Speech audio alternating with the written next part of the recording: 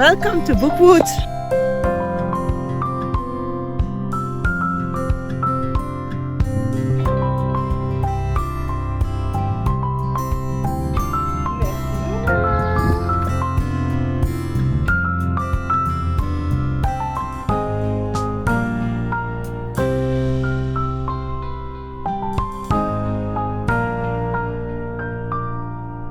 I'm glad you chose to spend some time with me. If you haven't met before, my name is Mashou and I create bookish and journal-related content over here on YouTube. Welcome in my carousel vlog. A carousel vlog is a vlog in which every week I talk to you about the books that I have read, and I share with you some images of activities I did alone or with my family. And this vlog, I know, is going to be a little bit later than other weeks. Normally, I try to get them out the latest on Monday on what's for me 1 p.m. Today, it's Monday, and I am doing the chatty part of this vlog today. We had a surprisingly busy week, which made that I didn't have a lot of time to film. And normally, if I know it's busy, I plan ahead, but that wasn't possible this week. So I started this week on a very high note with ending up the book that I started the week before, which was La promesse de la coccinelle by Virginie Di Notte, which turned out to be a 5 stars. And I'm going to talk to you a little bit about this book because I loved it so much, but it is a French only one, unfortunately. And that makes me sad because I think it's an interesting book. What really excited me when I discovered it whilst reading it was that this author is Belgian and she is like living in the next village, the village where our library is located, which I didn't knew when I picked this up. I think I saw it in the library, but I'm not sure where I saw this book. It is the story of a girl named Perseverance, which is in English Perseverance. She and her cousins are named in the long family tradition with qualities, which immediately reminded me of the Fitz books of Robin Hobb. And we meet her when she is picking up her things and running like in 30 seconds, and to put it, as it is put in the book, like in the film Heat. And that is one thing that I very much found very fun on this book, is that it takes a lot of 90s elements, names them very literally. And to me, they are all very recognizable, like a magazine that all teenagers used to read, a radio program that we all listened to, movies that came out, but also it was very recognizable into the mental attitude and the way, especially because it's teenage years that are set there. And I was a teenager in the 90s. So to me, it was very like, oh, yeah, school was like that for me too. Yeah, that's exactly the mindset people had. So that was, for me, a very interesting aspect. And one of the things that she also mentions is a few things from the news, actualities. So I went looking up other things in this book, like the villages and the cities that I mentioned that didn't ring a bell. And so it is set in the south of Belgium. So to me, it's like, well, I should know them. I should have heard of them. So I looked them up and they do not exist. There are also other facts or things that happen that I went to have a look if at least there is a in real life event that could be inspiring. And for some, vaguely, I did find. But I don't know at this point how much autobiographic there is in there or something like that, because I feel if you change the villages, if you take so much real and then you put in fictive villages, I feel maybe there is some of her autobiographic elements in there, but I don't know. And in his story, we will have a dual timeline. We will have Perseverance right now. She's running from where she's living to the village where she grew up in, or partially. She was 14 when she went to live with her grandmother in this village. And she lived at her grandmother's together with her two cousins. do you say cousin or nieces? Let me know. And the one is the same age as she is, and then one is a little bit older. And we follow their or important moments in their youth, going from 1992, and I think the last flashback is 2007.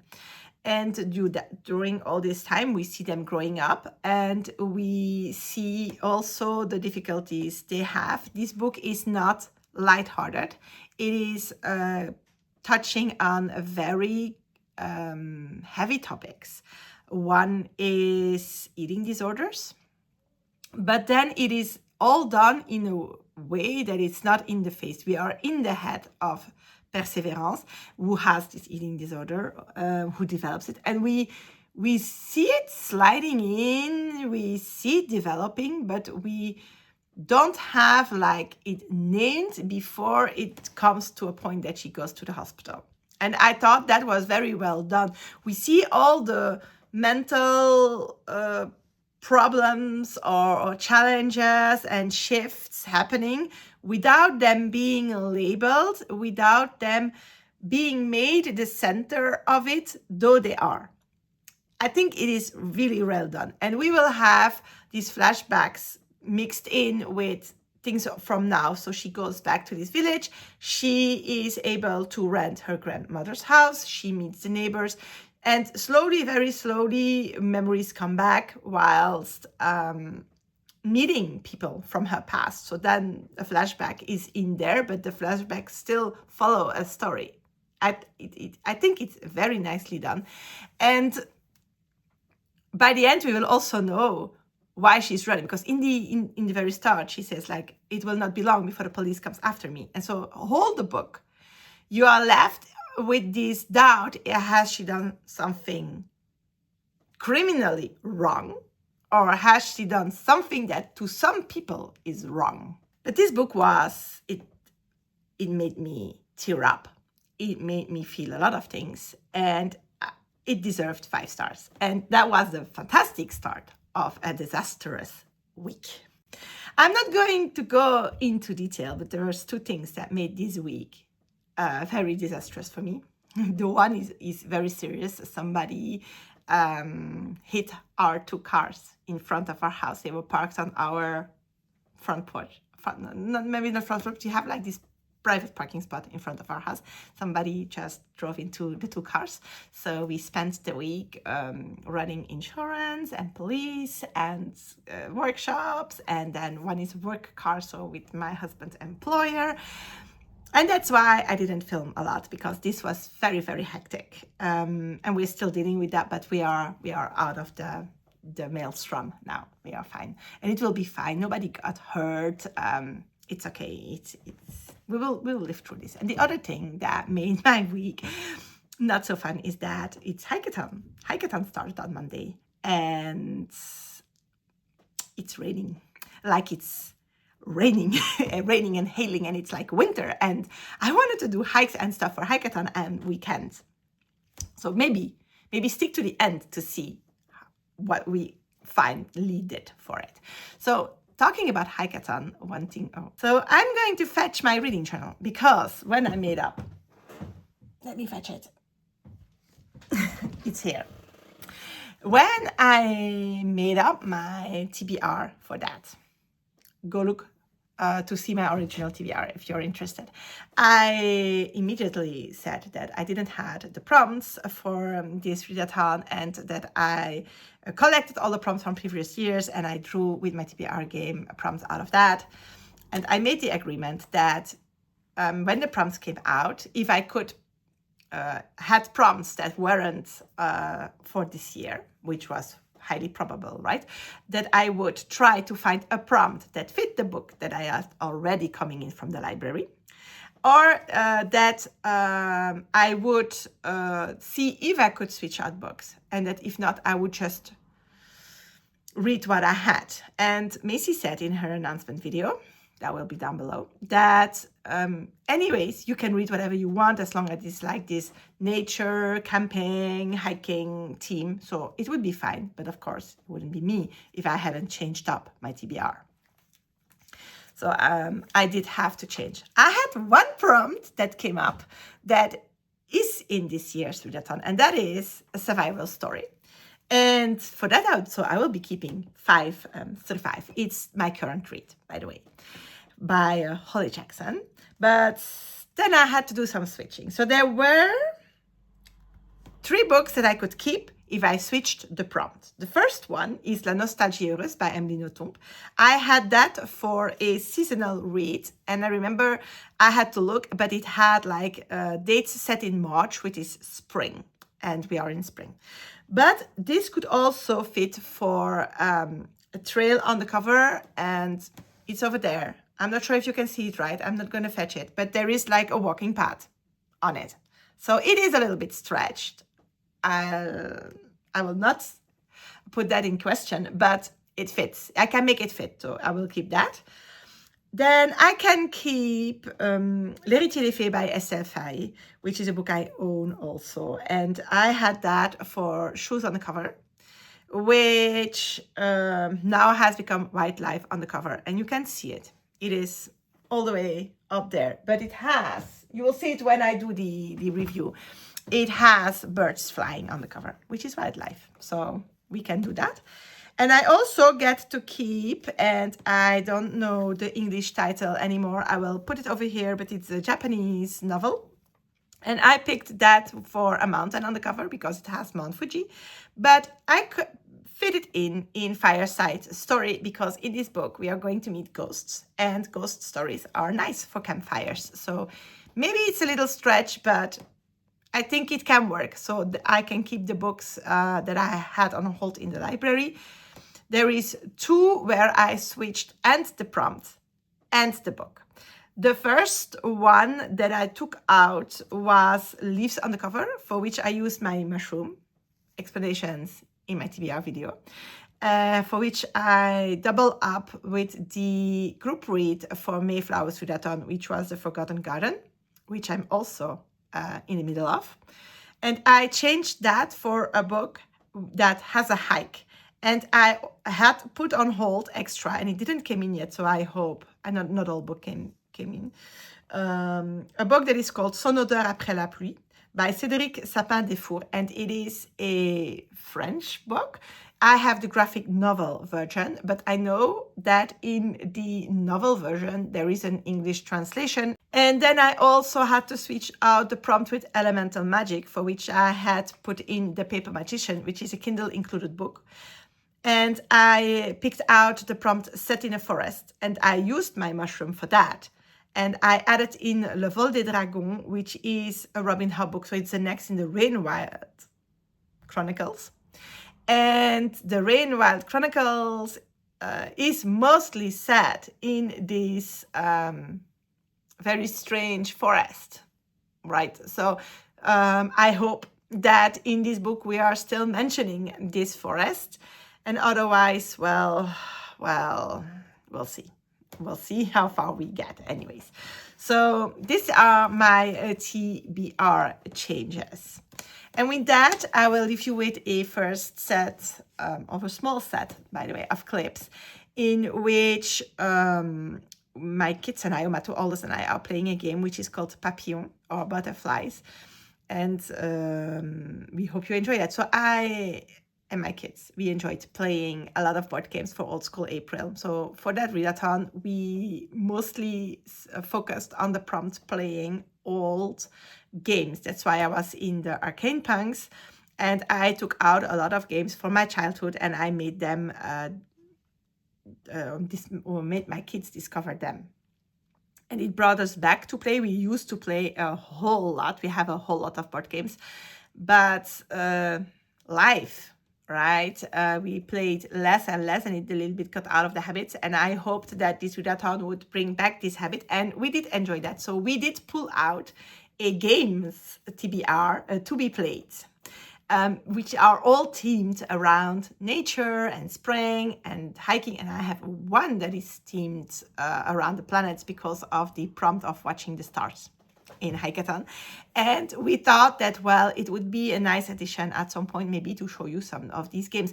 Let me know in the comments if you would like us to show games like more with maybe not a full review video or a full rules video, but like with a little bit more explanation than just, here is the game, watch it, it's beautiful. Papillon is worth the look because it has these beautiful 3D flowers on which you put little clips with butterflies. So I hope you enjoy that.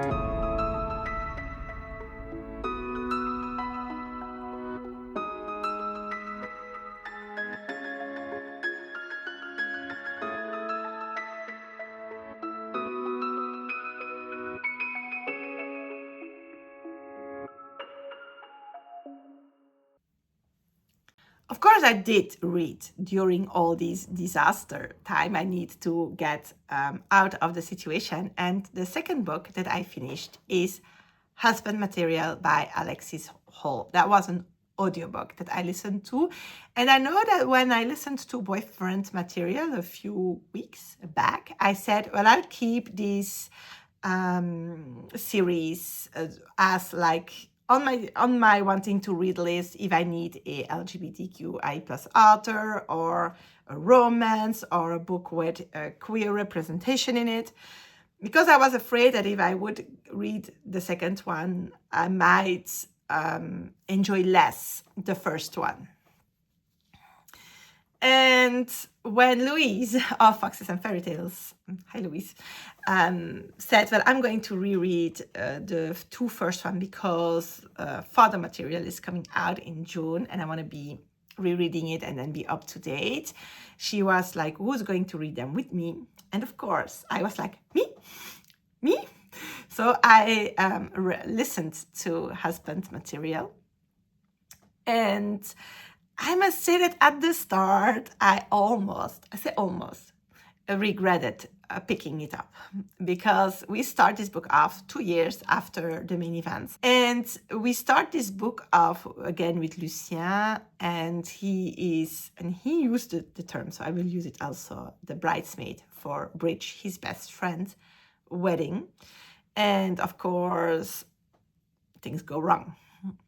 And then we go into another wedding and another wedding where they are invited to, and all these weddings are very different and there are different aspects that come up. But during all this part, I missed Lucien's and Oliver's banter. I felt like we didn't see enough of Oliver. We didn't see enough of the relationship in themselves. But coming to the end, I understand why the start was like the start. But at some point I was like, this is exactly why I didn't want to jump into reading the whole series. This is making me a little bit sad.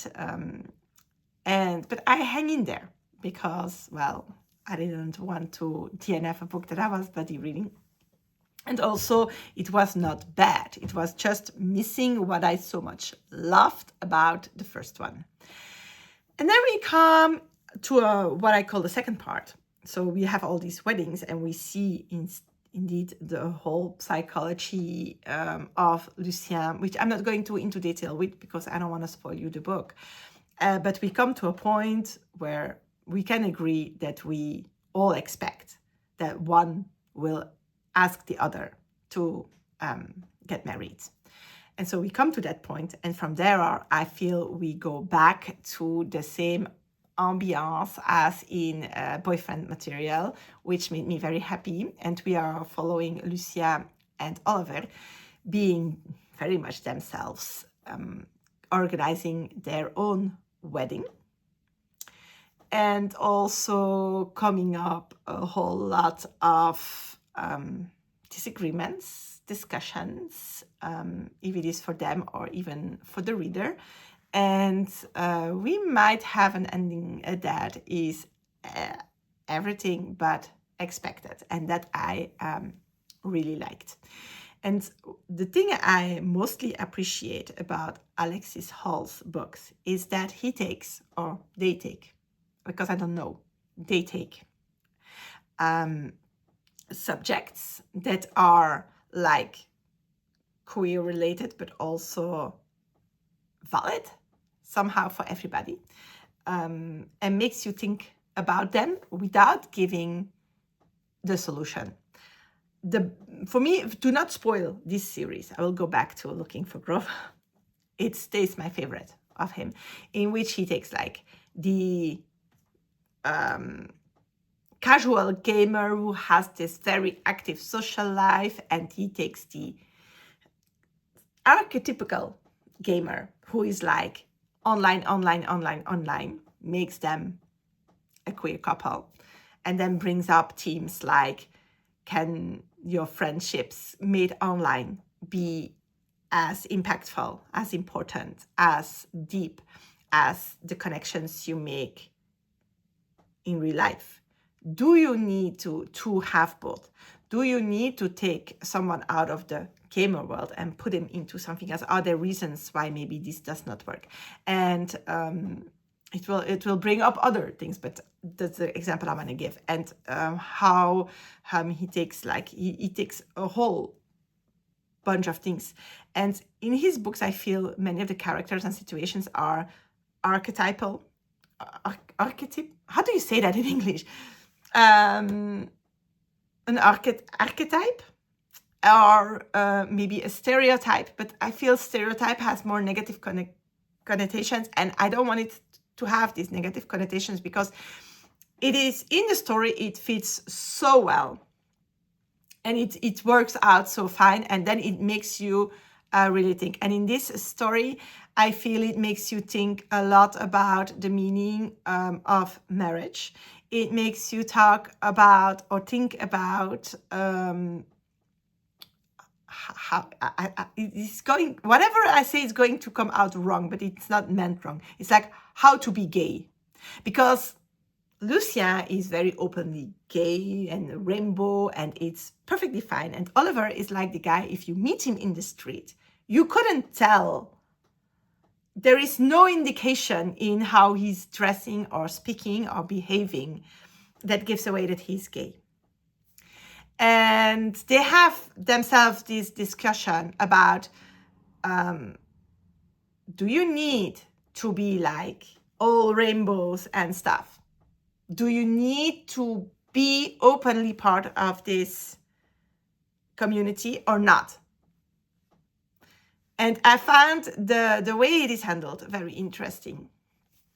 And I think it is interesting as a subject, but also it brings up the subject of the fear of missing out, of when everybody around you gets to a certain point in life, do you have to follow? If and how do you know if your desires are or following are made out of what you really want yourself, or are influenced by maybe all the things going around you? And I think that was very interesting. And in the end, I am happy that I read this book because it made me have other expectations about the next one. I went in with like an expectation. Alexis Hall twisted it in a way that my expectations all fell apart. But then in the end, it still lived up to that. We will go into some other images. And we had like a week of rain. And so we had to wait 2 these weekends. And then I saw, well, it's gray, but it seems dry. And so I decided to set out to do the 2 activities, of 2 of the activities that I planned, because I planned more, but we will do those later. I went to Seilles, which is like a part of Andenne, the city or the town, the bigger town below our village. And we did a totemus hunt. A totemus hunt is like a scavenger hunt meets geocaching. It is an app that you download that is at least in partnership or owned by Wallonia. And you go to a starting point, then you start the hunt, and you will have like directions. Sometimes it is just like walk this street, turn right, turn left. Sometimes it is like pictures you have to follow. Sometimes it is like you have a line that goes to a point, and then just use the map and get there. And then at every stage you have some information about a building or something, cultural, historical, natural. And you learn about the environment, and then you have a question. Sometimes it is just a question. Sometimes it is something you have to look for or to count or to figure out. And then you put in the answer, and when it's correct, you get the next step, and you do a whole walk like this. And we went to do the totemus hunt in Seilles, which was surprising. I expected to stay into the village center, but in the end, we did go really on the edges, which was fun. We learned a lot of things, but one thing is that the bust, the statue bust that there is in the beginning of the clips, this man was a writer. He died in 1944. I never heard of him. It is not like it is known in the village or in the villages around.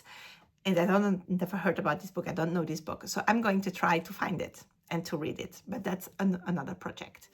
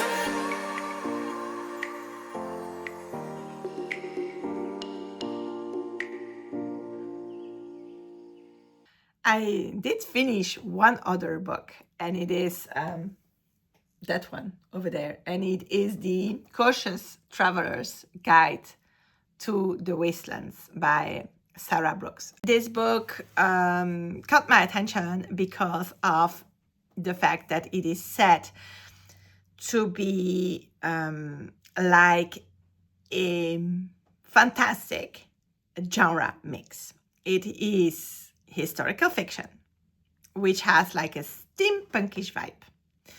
It is also a mystery.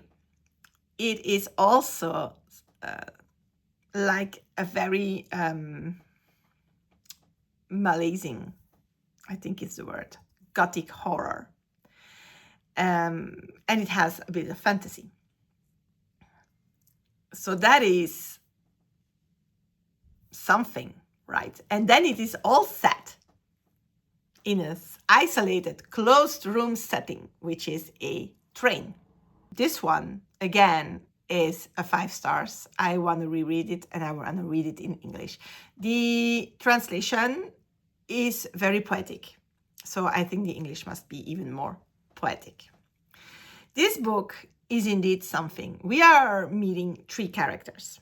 They are boarding a Trans-Siberian train in some kind of maybe post-apocalyptic setting in which there has been something going on in Siberia, and nature became somehow out of hand, somehow predictable, not predictable. Things mutated. The air became like at least making people ill. People start behaving very strangely.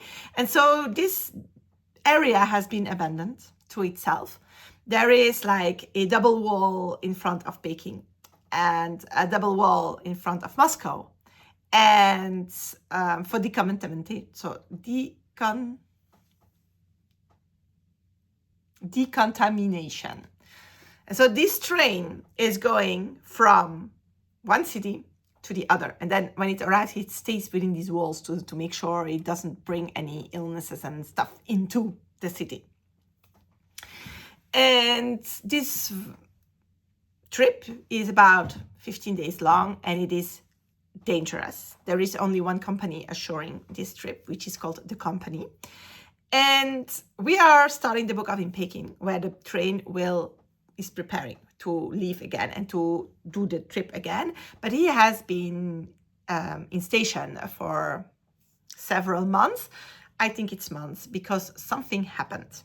Something happened on the last voyage that made people question the safety of this train, because these wastelands and everything that's in there do attack somehow the train, affect the people in it.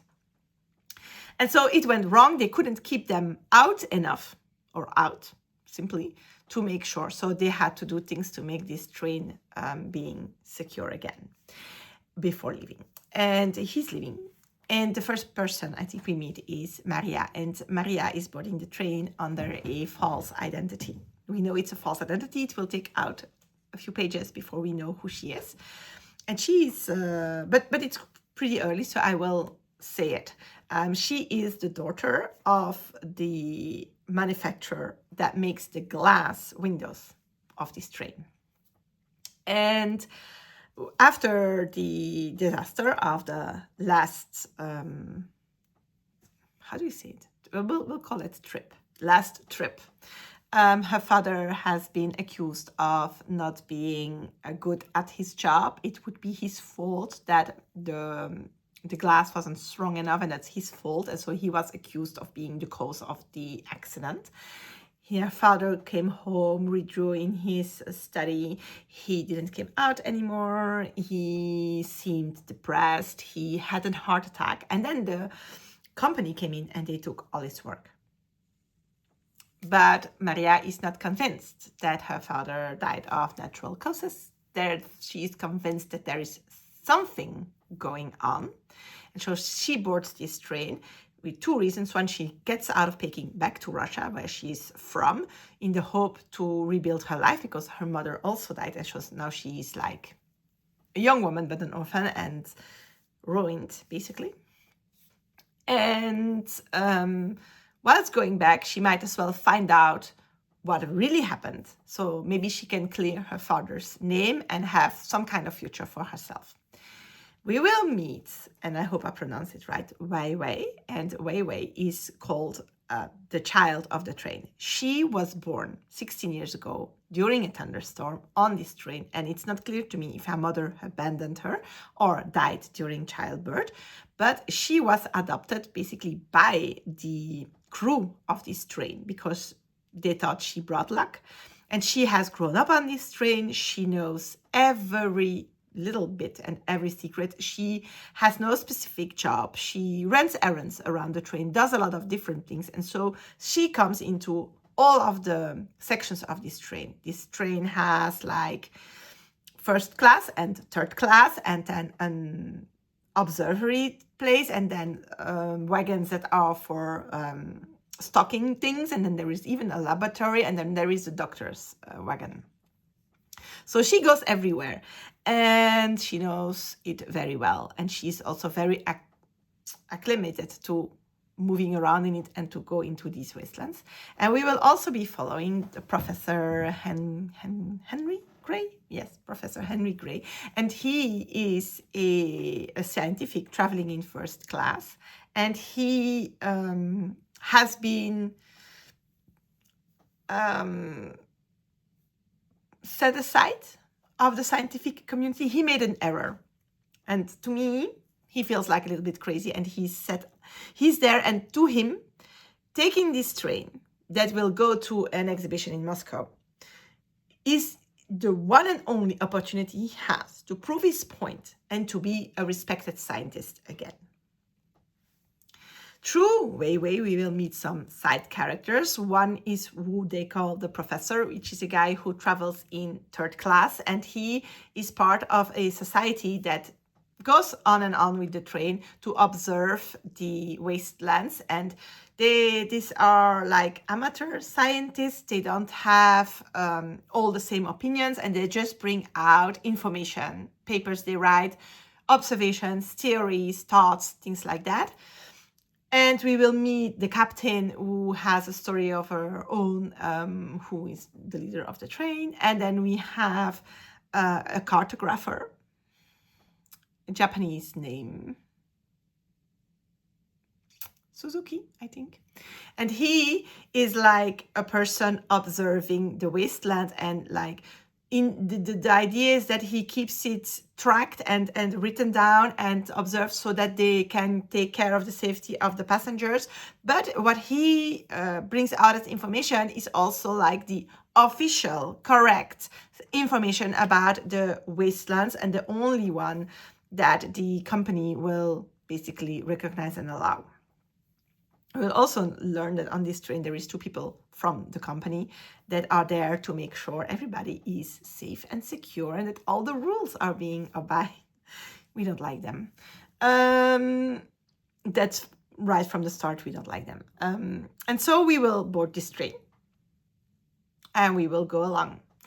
And then it becomes very hard to summarize for you because it will be easily spoiled. So we will have a lot of events going on, and you can imagine that this will not go well. And we will learn together with Maria what really happened, or brides of what happened during the previous trip. And we will learn about how these wastelands have an influence on the train, on the people, and we will see. But oh my gosh, this book was a slap in the face. It was so good. First of all, it's poetic. It's nicely written. And I feel the train, you really feel you're in the train. You almost feel the movement of it. It really makes this gothic it's an atmosphere that it feels off, you know. It is, you have the partying in the first class, you have the third class, it's like we are cramped and everything that comes with that. You have the people of the train that are trying to keep a balance into everything, that know what to expect but also do not know what to expect, and trying to keep the people in the train who absolutely have no idea quiet. And you feel the tension, the threat of these wastelands.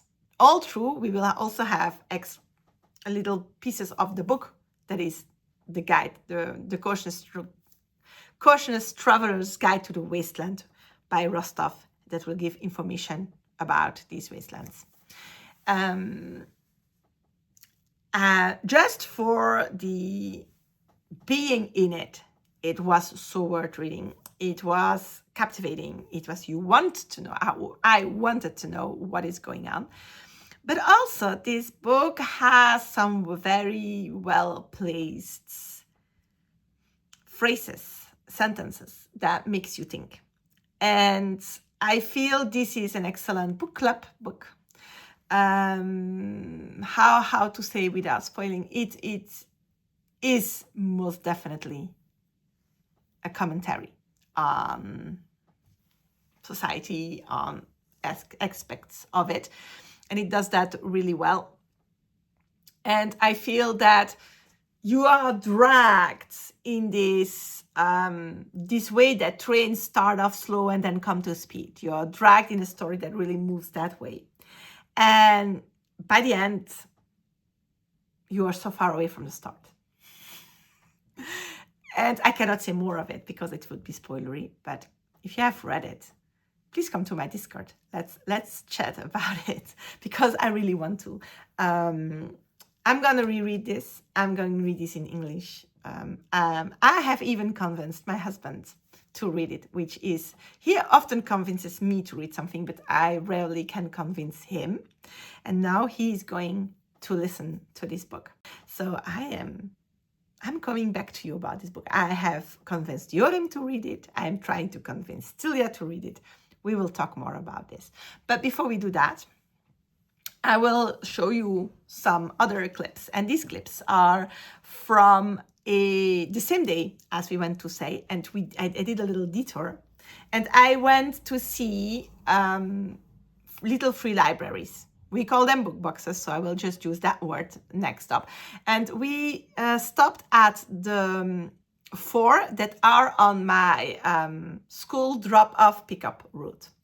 And these are all 4. You will see the same type of cabinets, because they are, I'm not sure if they are curated, but at least in some way the city or the town of Anden is involved in them. They are also regularly stocked with books that are taken out of their library's collection. So I stopped at 4 of them that are my route. In last year I did a walk, and we did all the ones that we could go by foot on in our village, if you are interested. And the first one is the newest one, which is very well curated. It even has little fairy lights in it. Books are kept. So there are no damaged books in there. There are no things that are completely out of date in there. And it is nicely ordered, like by, you can easily see all the books. It is fantastic. The second one we stop at is one that is the last well curated of them all. It is a dump. People dump everything in there. There are a lot of damaged books, outdated books. The third one is the one I visit the most. It is like in between. Sometimes it's very well curated. You can see when somebody came and took care of it, and then at other times it is a real dump. And this time we found a lot of books in there that are most especially children's books. Many of the books that we put in there and put around are children's books, because, well, at some point they grow out of them. And we took a lot of them, and then when my kids are done with them, I put them in another one. I didn't leave much again in that one, more than in the previous one. But I had mostly children's book, and I kept the bulk of them for the fourth box, which is on the other side, I would say, of the road, and it is in front of a neighborhood that is social, and there are lots of kids there. So I wanted to put a lot of children's book there so that people who don't have the means to maybe even make it to the library could have an access to books for their children. It's also on the road for another school, so I see often people with children there, so that's why I wanted to do that. And I took some books in that one as well. I will leave you with the clips of me visiting them. The kids are with me, but not on camera. I am not sure at this point because I still need to edit it, but the first 3 are filmed by Niklaus. So I'm not sure of what the images will look like. We will work with it. And after that, I will come back to you to say goodbye and to show you the books that I picked out for me. So that would be a little book haul.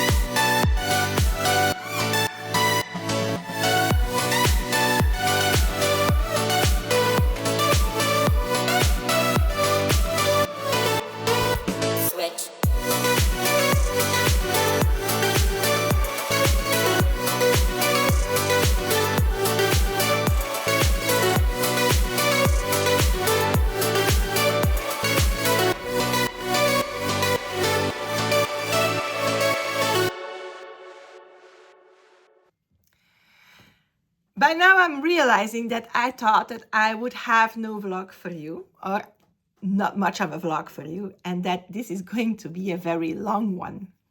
But I'm still going to show you the books that I picked for me. There are 4 of them.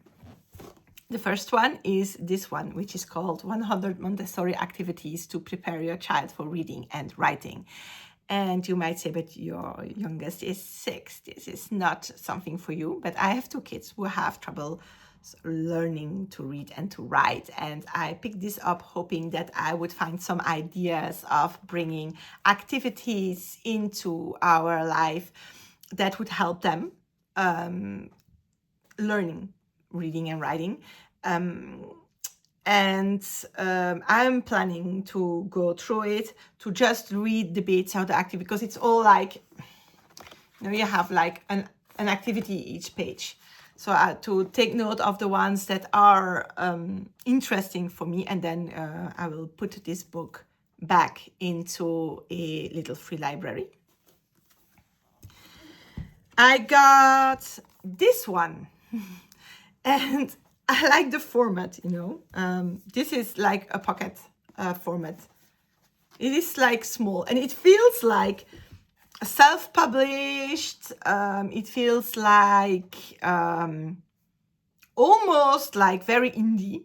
It is Et si je n'étais pas Dieu, and If I Wasn't God by Stefania Gander. And I know it's translated. I will put the title or an image on it, because when I went to have a look on Goodreads, this is a very popular Italian book, and I know it has an English translation, and I picked this up just because of the title. This is a book written from the point of view of a cat. That's enough. It says it's also have some comedy and or humor in it, and I am like, okay, this is something I at some point I'm going to read. And I already had Joram saying, Mom, can I read it? So I think that tomorrow this book will not be in our shelves, it will be in his school bag. The next one is La Vallée qui chante by Elisabeth Gooch, and this is a translation. And of course it's not, it's The Valley That Sings, something like that, or The Song of the Valley, something like that. It is a book that I picked up only because of the cover. Look at this. It is magnificent. It looks like a very old painting. It's artsy. I think it is magical. And when I looked it up on Goodreads, this is a children's classic. And a lot of people say that if you like Alice in Wonderland, you will like this one. So I will give it a try. And I briefly thought maybe it's something I can read with Naoki, who likes beautiful texts. So we'll see. It will pop in at some point, maybe when I need a middle grade or something like that. But I'm definitely giving this a try. Then I also took out Amsterdam by M.G. Arlich, which is, I think, the same title in English, and it is a thriller, if I am not mistaken. I hesitated to read that one for TBR this month, and I didn't. I think it will be an interesting... What was it about? I don't remember. Oh, they find women who come out of the forest barely alive, a series of them, and it turns out it's something like they abduct two people, and then it's like kill or be killed type of story. And then we are trying to catch the person and to solve it. And it says nothing will be more terrifying than the truth. So I had it on my list, and now I have no excuse to not read it. So this is the vlog. I hope you enjoyed hearing about these books. I hope it made you want to pick some of them up. I had a fantastic time with you. And I hope that we will spend some more time together. And if you want to know what other videos I might bring out, if you want to see our other activities, then you can always subscribe and hit on the notifications so that you know when our next vlog is up. Until then, have a fantastic time. See you soon!